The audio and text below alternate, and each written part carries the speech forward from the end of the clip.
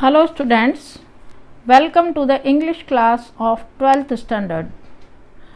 आज आपके पास जो वीडियो आएगा आपको लगेगा कि काफ़ी लंबे ब्रेक के बाद हम ये लेसन स्टार्ट कर रहे हैं। तो आज हम स्टार्ट करने जा रहे हैं यूनिट 5 जो कि एंट्स के बारे में है। इस लेसन में अलग अलग प्रकार की चींटियों के बारे में बताया गया है। आपको इस फ्रंट पेज पे ही एक पिक्चर दिखाई दे रही है जिसमें लिखा है टीम वर्क। टीम वर्क का मतलब आप लोग बच्चे भी सब टीम वर्क करते हो। एक अकेले कोई काम करना और एक टीम में समूह में मिलकर काम करना एक अलग ही होता है और उससे हमें ज़्यादा सक्सेस मिलती है। समूह में काम करने से जैसे हर किसी के पास अपना कोई अलग अलग टैलेंट होता है, स्किल होती है, तो हर कोई अपनी स्किल के अनुसार वो जब काम करता है और समूह में कोई काम किया जाता है तो वो ज़्यादा सक्सेसफुल रहता है। तो ये चींटियाँ भी आपने देखा होगा समूह में होती हैं। कभी भी आपको एक अकेली चींटी कहीं जाती हुई कुछ करती हुई दिखाई नहीं देगी। झुंड में, कहीं पे भी झुंड में ये पहुंच जाती हैं, इसीलिए इनके लिए भी कहा गया है कि ये टीम में काम करती हैं। आज हम अलग अलग प्रकार की एंट्स के बारे में पढ़ेंगे। The following behaviour was noticed bye a scientist who was making a study of ants.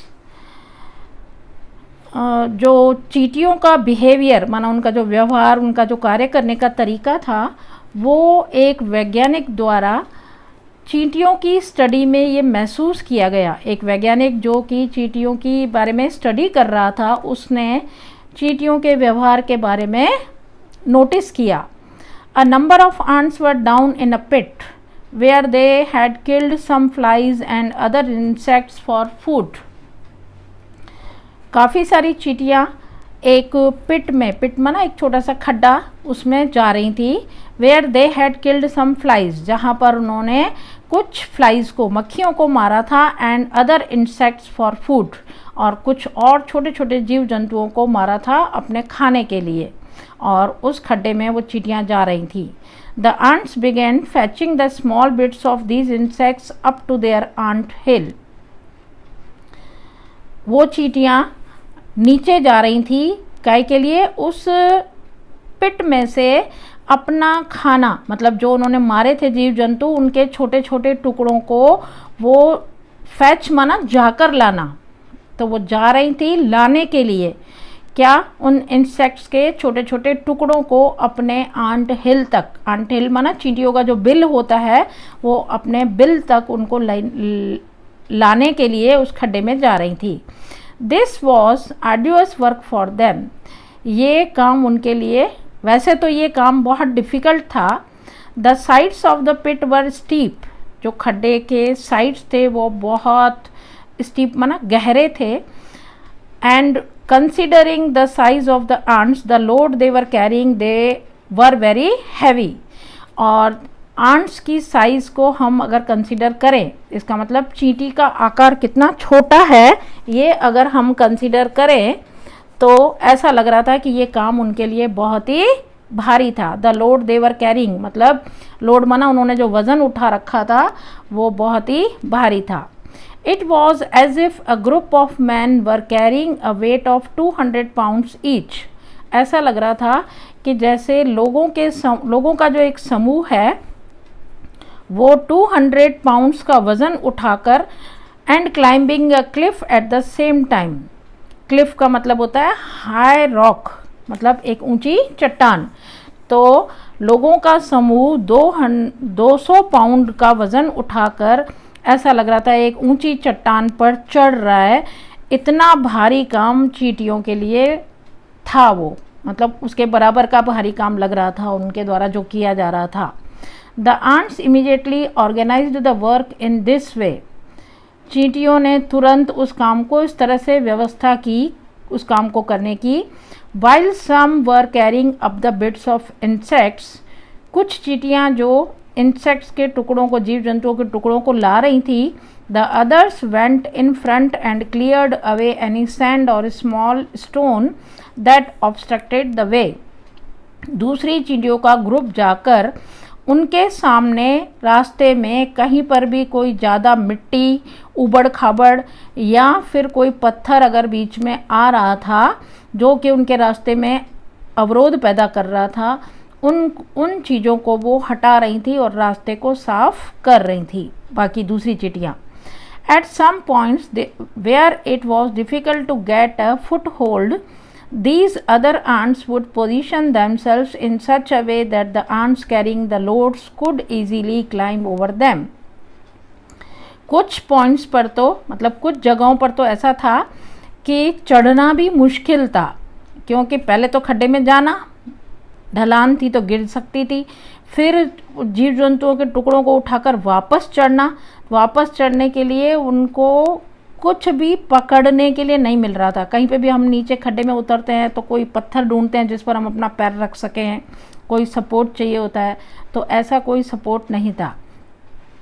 तो दीज अदर आंट्स, जो दूसरी चींटियाँ थी, वो अपने आप को ऐसे पोजीशन ले लेती थी कि दूसरी जो चींटियाँ जो लोड लेकर आ रही हैं वो उनके ऊपर चढ़कर उनके ऊपर से होकर निकल सके, मतलब कि वो अपनी पकड़ बना सकें और किसके ऊपर, दूसरी चींटियों के ऊपर चढ़कर और पकड़ बना सकें और वो आसानी से ऊपर चढ़ सकें। इस तरह से वो काम कर रही थी। Near the top of the pit, however, there was a small part of the way which was completely smooth and steep.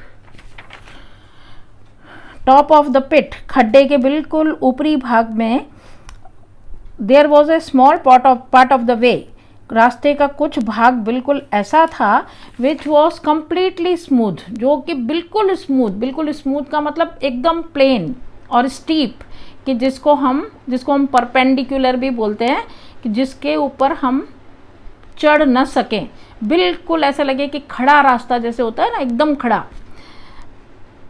Here there were no foot holds, यहाँ पे कोई आधार नहीं था, कोई सहारा नहीं था उनके लिए।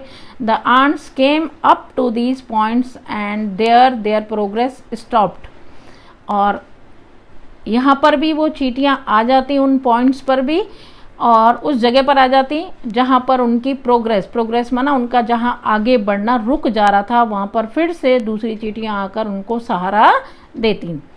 It seemed that after all they had been defeated, कई बार तो ऐसा लगता था कि वो चींटियाँ क्या होंगी, हार जाएंगी। दे हैड बीन डिफीटेड का मतलब वो ये काम नहीं कर पाएंगी। लेकिन of the many ants which try to climb this part, उन चींटियों में से कई चींटियाँ ऐसी होती थी जो उस पार्ट पर चढ़ने की कोशिश करती थी।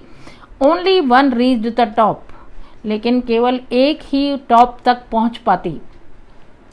This one was immediately met by a number of ants, और जैसे ही वो एक अकेली ऊपर तक पहुँचती, वो तुरंत बाकी के दूसरे, वहाँ पे ऊंचाई पर भी आंट हिल होते हैं, तो वहाँ पर पहुँचकर वो दूसरी चींटियों को क्या दे देती, दूसरी चींटियों से मिलती और उनको वो मैसेज कन्वे करती। मैसेज क्या कन्वे करती कि नीचे से दूसरी चींटियाँ आ रही हैं लेकिन चढ़ नहीं पा रही और उनको सहारे की ज़रूरत है। वो एक चींटी ऊपर जाके दूसरी चींटियों को ये मैसेज कन्वे कर देती। And now an amazing thing happened, और फिर एक अमेजिंग माना आश्चर्यजनक चीज़, आश्चर्यजनक घटना घटित होती। क्या? The ants at the top began climbing down into the pit backward, जो चींटियाँ बिल्कुल जो ऊपर होती हैं, बिगेन क्लाइंबिंग डाउन, वो नीचे उतरना शुरू करती हैं, इनटू द पिट बैकवर्ड, उस खड्डे में नीचे उतरना शुरू करती हैं। Each holding the tail end of another ant in front, और हर चींटी दूसरी चींटी का पीछे का जो भाग होता है उनकी, जैसे छोटी सी जो भी पूंछ जैसी होती है, उसको पकड़कर एक चेन बनाकर वो नीचे उतरती। In this way an ant chain was soon formed, और इस तरीके से एक चेन तुरंत बना ली जाती। Which slowly dropped down the steep side, जो कि धीरे धीरे उस स्टीप साइड माना वो जो ढलान वाली साइड है उस पे नीचे उतरते और चेन जैसा बना लेते। When it reached the ants waiting with their loads, और जब वो वहाँ पहुँचती तो जो चींटियाँ चढ़ नहीं पा रही थी वज़न के साथ, वो इंतज़ार कर रही होती थी। They easily climbed up the chain and came out of the top. और वो चींटियाँ वज़न के साथ उस चेन बनाई हुई चींटियों के ऊपर चढ़ के और उस टॉप से बाहर आ जाती। इस तरह से इसमें ये बताया गया कि किस तरह चींटियों में कितनी यूनिटी होती है, कितनी टीम वर्क करके वो अपना काम कैसे पूरा कर लेती हैं, कहीं पे भी वो अटकती नहीं हैं, हार्ड वर्किंग होती हैं। इसमें चींटियों की मतलब स्किल्स के बारे में बताया गया है। Such behavior showing the adeptness of ants has been noticed and studied by many. इस प्रकार का जो व्यवहार होता है चींटियों का और जो एडेप्टनेस माना उनकी जो कुशलता होती है, उनमें जो कार्य करने की कुशलता होती है, हैज़ बीन नोटिस्ड, वो नोटिस की गई है, and studied by many, notice भी की गई है मतलब उनके बिहेवियर की तरफ ध्यान भी गया है और कईयों ने उसके बारे में स्टडी भी की है। कई कौन? कई वैज्ञानिक, by many scientists. Now science has discovered some things about ant life. अब जो है विज्ञान ने चींटियों के जीवन के बारे में बहुत सारी चीज़ें नई नई खोज भी की है, डिस्कवर भी की है, मतलब उनके बारे में पता भी लगाया है। क्या? which seem to show that the intelligence of these tiny creatures is very close to human intelligence. विज्ञान ने ये भी पता लगाया है कि आंट्स का जो जीवन होता है और उनमें जो बुद्धिमानी होती है, उनमें जो बुद्धिमत्ता होती है, वो लगभग ह्यूमन इंटेलिजेंस माना जो इंसान की बुद्धिमानी है उससे क्या होती है? मिलती जुलती होती है, क्लोज होती है, माना करीब करीब। तो इसका मतलब इंसान में जो बुद्धि होती है वैसी ही बुद्धि चींटियों में भी देखी गई है, ये विज्ञान ने अभी पता लगाया है। Not all scientist concede to this view but you may look at some of these facts and form your own opinion. सब वैज्ञानिक इस बात को स्वीकार नहीं करते। कॉन्सीड बना स्वीकार करना। Not all scientist concede to this view, ज़रूरी नहीं है हर कोई इस बात को मान ले कि चींटियों की बुद्धिमानी इंसानों जैसी होती है, तो नहीं भी मान सकते हैं। तो इसीलिए ऐसा कहा गया है। But you may look at some of these facts, लेकिन आप इनके बारे में जो कुछ फैक्ट्स यहाँ पे बताए गए हैं इस लेसन में, उस फैक्ट्स को पढ़कर उनके बारे में जानकर आप अपनी खुद की विचारधारा भी बना सकते हैं। Form your own opinion. Own opinion माना जब इतनी सारी आप चींटियों के काम पढ़ेंगे सुनेंगे तो आपको खुद को भी लगेगा कि हाँ कहीं ना कहीं ये चींटियाँ जो हैं कुछ बातों में इंसान से मिलती जुलती होती हैं। तो आप अपना विचार बनाइए और बताइए। नेक्स्ट जो है पैरा उसमें है these are ants that do farming. कुछ ऐसी भी चींटियाँ होती है जो फार्मिंग करती हैं। फार्मिंग का मतलब होता है खेती करना। अब आपको सुनकर आश्चर्य हो रहा होगा कि चींटियाँ खेती कैसे करती हैं। You may know that it was a big leap for human progress when man gave up being a full-time hunter and took to farming.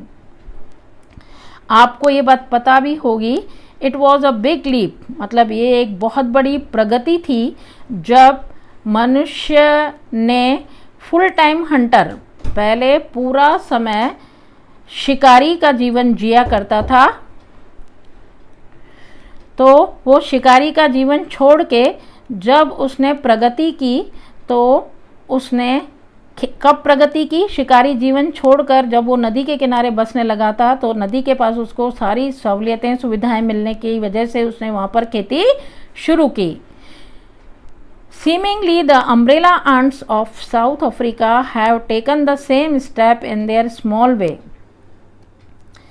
उसी तरह देखा गया है कि अम्ब्रेला आंट्स, साउथ अमेरिका की अम्ब्रेला आंट्स, अब ये आंट्स हैं, इनका नाम अम्ब्रेला आंट्स रखा गया है। क्यों रखा गया है ये अभी हम जानेंगे। उन्होंने have taken the same step in their small way, उन्होंने भी एक इसी तरह का, जैसे इंसान ने शिकारी जीवन छोड़कर खेती करके अपने जीवन में प्रगति की, उसी तरह ये चींटियाँ भी अपने जीवन की एक छोटी सी प्रगति करती हैं इसी तरह से। They are called by that name because they are often seen carrying large pieces of leaf over their heads like umbrellas. उनको इस नाम से अम्ब्रेला आंट्स के नाम से इसीलिए जाना जाता है क्योंकि बहुत बार उनको देखा गया है कि वो अपने सिर पर एक बड़ा सा लार्ज पीस माना बड़ा सा पत्ते का टुकड़ा या पूरा पत्ता लेकर अपने सर पे घूमती हैं, तो वो एक तरह से अम्ब्रेला जैसा लगता है, इसीलिए उनका नाम अम्ब्रेला आंट्स रखा गया है. They take these pieces of leaf to their nest. ये इन पत्तों को अपने नेस्ट तक, अपने मतलब आंट हिल तक लेकर आती हैं. वेयर दे च्यू दैम, वहाँ पर वो इन पत्तों को पूरा च्यू करती हैं, माना चबाती हैं. च्यू दैम अप नाइसली, उन पत्तों को वो बहुत अच्छी तरह से चबा चबा के उसको मतलब ऐसा पेस्ट जैसा बना लेती हैं. Afterwards they make beds of these chewed up leaves. उसके बाद वो इन जो चबाई हुए पत्तों का, जो चबाए उनके द्वारा चबाए हुए पत्तों की वो क्यारी, बेड्स का मतलब यहाँ पे बिस्तर नहीं है, क्यारी का मतलब जैसे होता है ना लाइन से खेती करते हैं तो लाइन से पौधे लगाए जाते हैं किसानों के द्वारा, तो ऐसे ही वो क्यारी बनाती हैं. On these beds grows a kind of fungus. फिर इन क्यारियों में वो चबाए हुए पत्ते को, जब किसी भी चीज़ को हम, पालक का पत्ता होता है उसको हम बहुत ज़्यादा ऐसे रगड़ रगड़ के ऐसे कर दें तो वो गीला गीला हो जाएगा, उसका जो जूस है वो निकलने लगेगा. तो उसको आप गीले गीले पत्ते को आप रख दोगे तो उस पर कुछ टाइम के बाद क्या हो जाएगा, फंगस आ जाता है. वो ग्रीन ग्रीन जो फफूंद जिसको जैसा कहते हैं वो आ जाता है. तो इन क्यारियों में भी वो चबाए हुए पत्तों के ऊपर एक प्रकार का फंगस आ जाता है, which is the food of ants. और वो फंगस जो है वो इन चींटियों का खाना होता है. तो ये लेक्चर यहीं पे ख़त्म होता है और आगे का जो लेसन है हम अगले वीडियो लेक्चर में कंटिन्यू करेंगे. तब तक के लिए थैंक्स.